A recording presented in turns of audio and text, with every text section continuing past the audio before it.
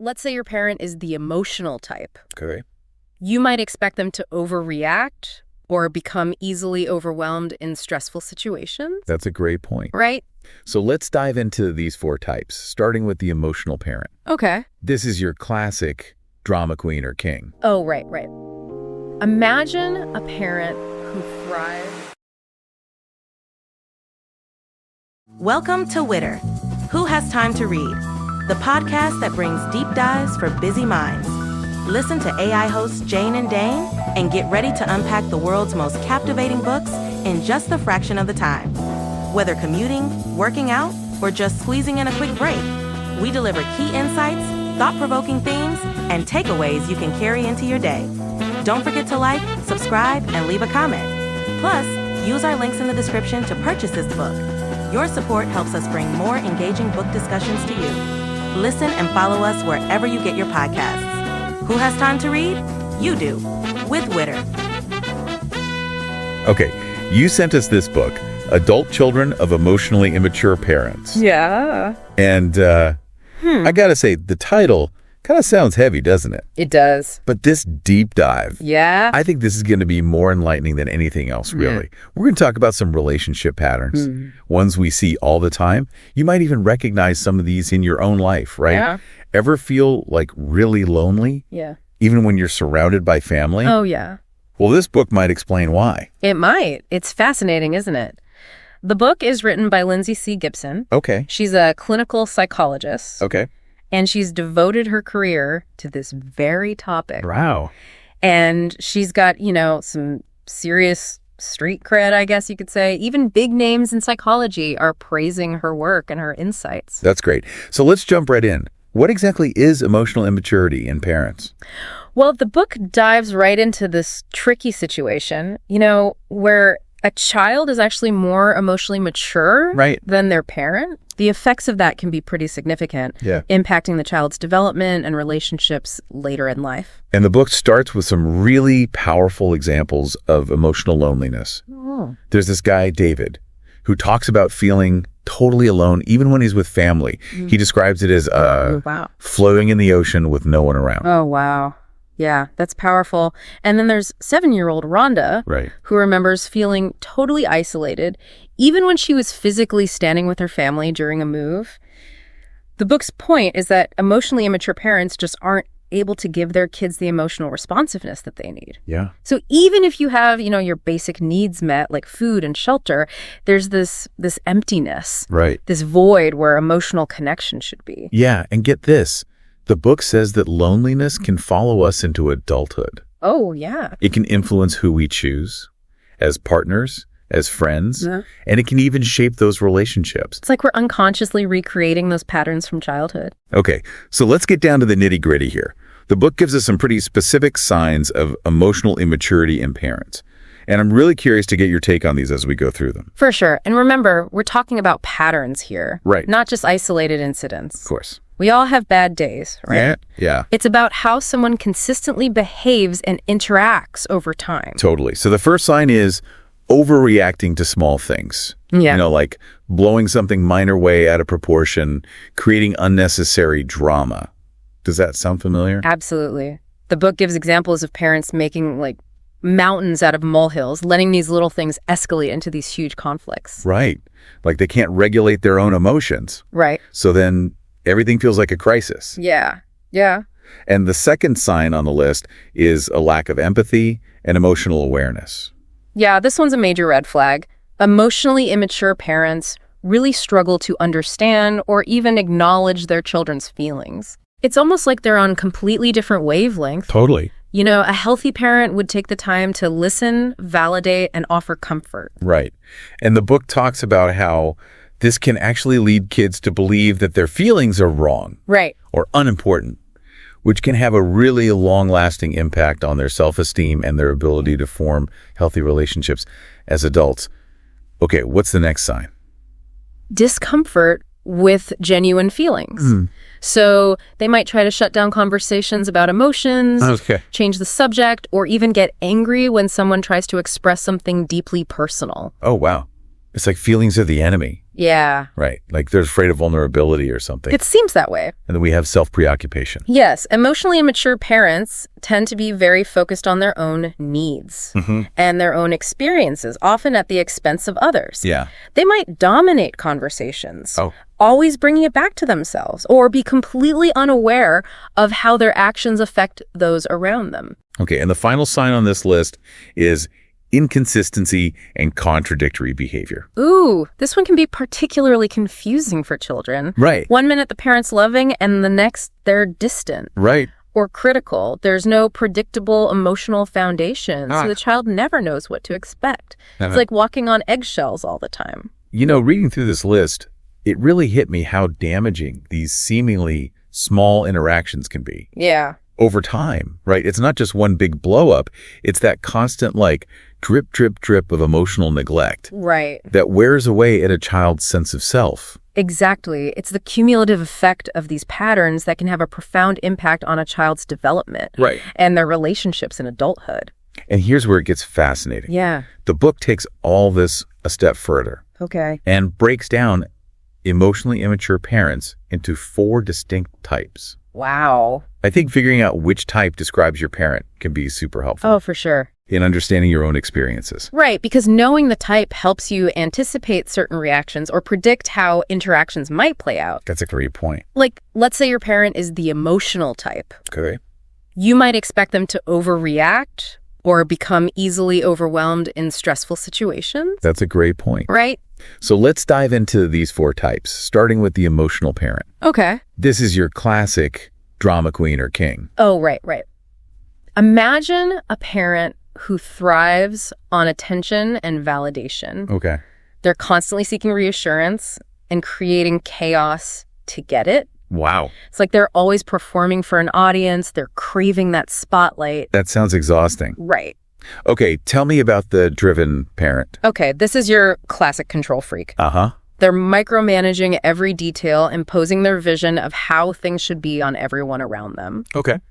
So let's say they're planning a family vacation. Okay. They'll likely dictate every aspect of the trip, from the destination to the itinerary, without considering anyone else's preferences. A healthy parent would allow for some flexibility and collaboration in the planning process. Right. They've got to be in charge, calling the shots. Always. Yes. Got it. Now let's move on to the rejecting parent. Okay. This type is emotionally distant, wanting to be left alone as much as possible. They might be withdrawn, minimally engaged in their child's life, even expressing annoyance at having to parent at all. Imagine a child trying to share their excitement about a school project. Okay.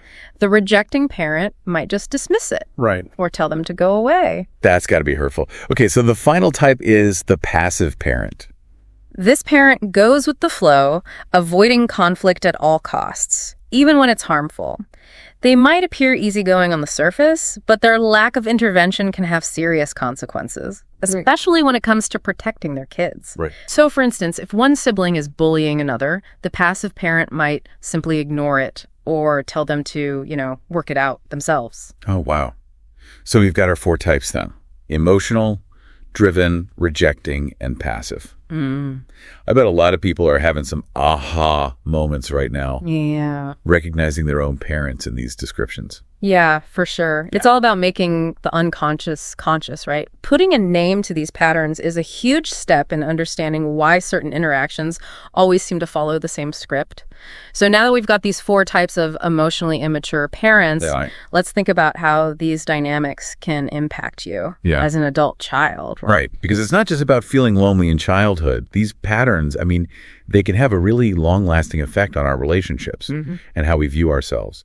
In fact, there's this story in the book about a father who buys a convertible right after leaving his depressed wife, completely oblivious to his daughter's pain. Oh, wow. It's a pretty powerful example of how a parent's emotional immaturity can really blind them to their child's needs. Yeah.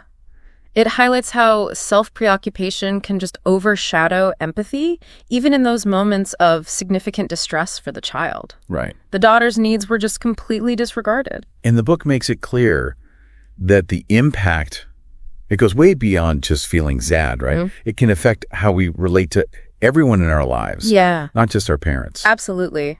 You might find it difficult to trust your own feelings. Right. Accepting bad relationships as normal or feeling guilty for wanting more from your relationships. It's like these patterns, they become the blueprint for how we connect with others. Yeah. Right. It's like we're drawn to what feels familiar, even if it's not healthy for us. Right. But here's a reassuring message.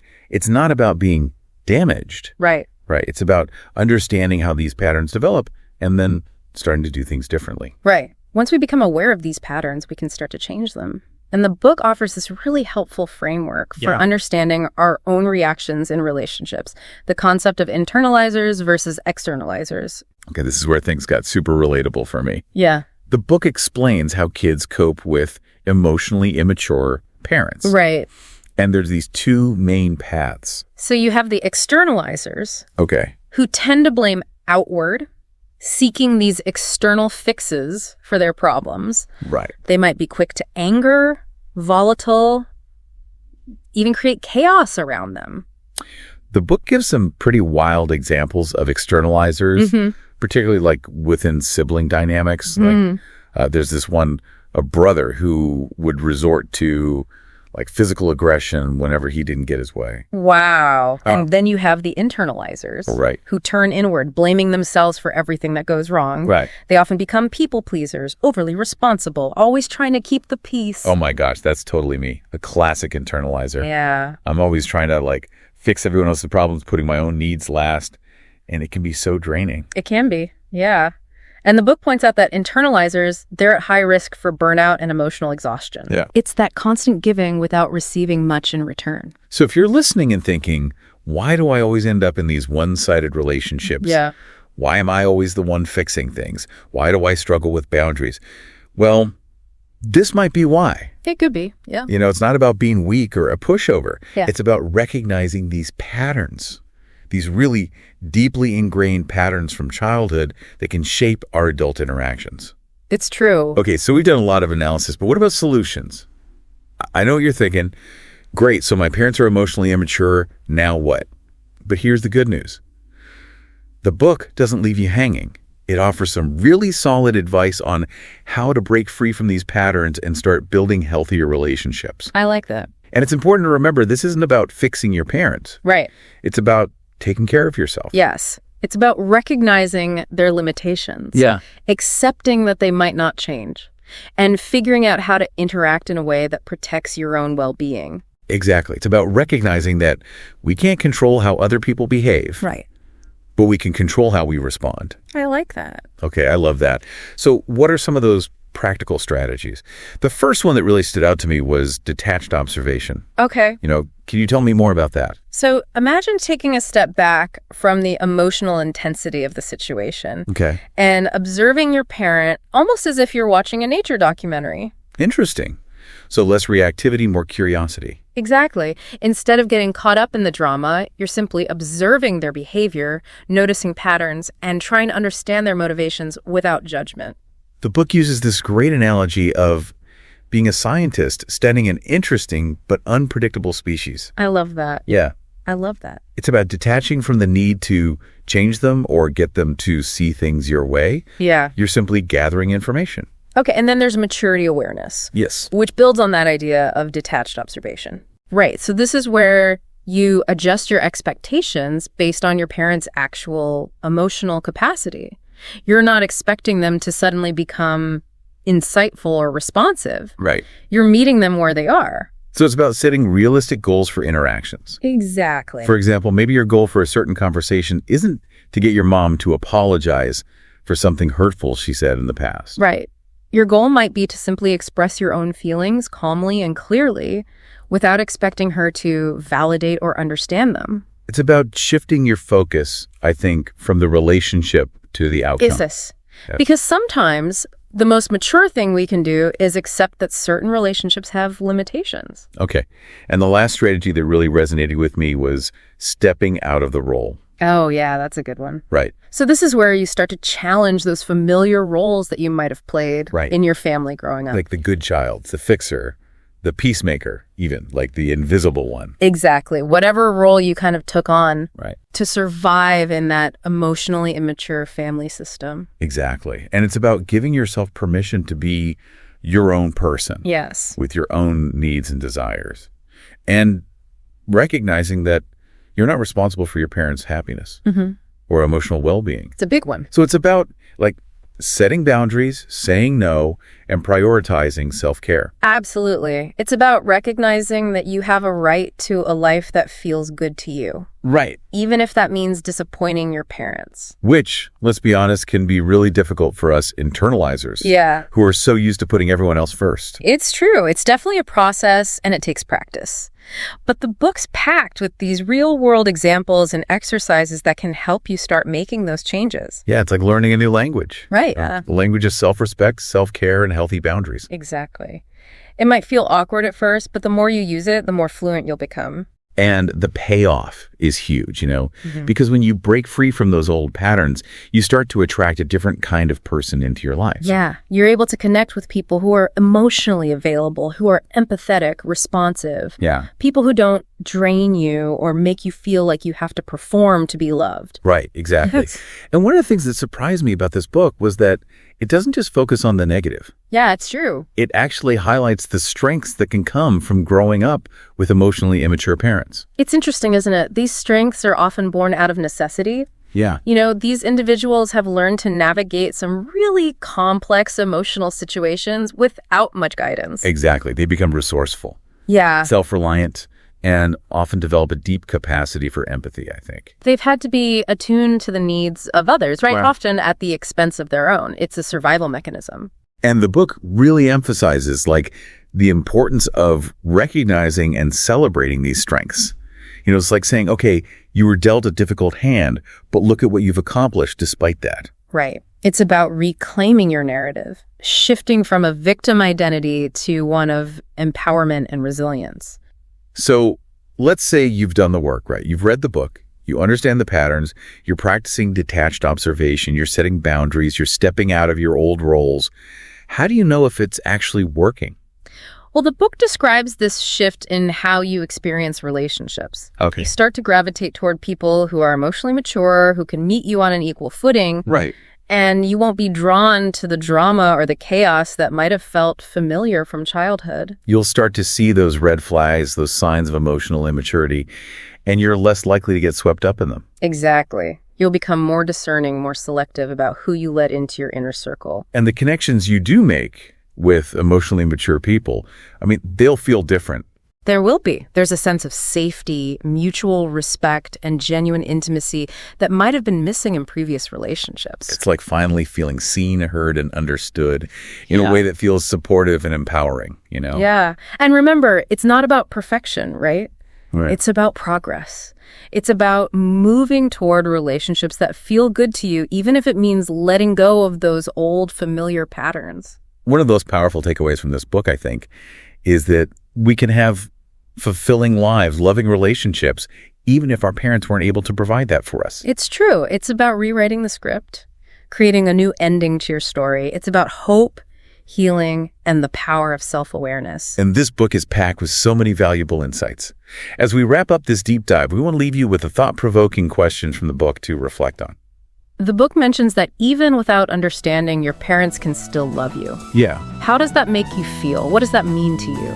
This deep dive is just the beginning. We encourage you to explore the book further. It might just change your life.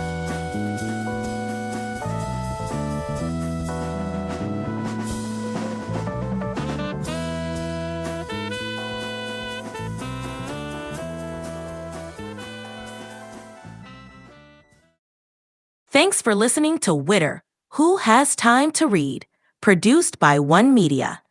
Please support the author by purchasing the book or audiobook using the link in the description. It's a great way to help keep the art of writing alive. And stay in the loop. Subscribe to our newsletter for updates on weekly deep dives. And don't forget to share your thoughts or suggest our next deep dive at witterpodcast@gmail.com.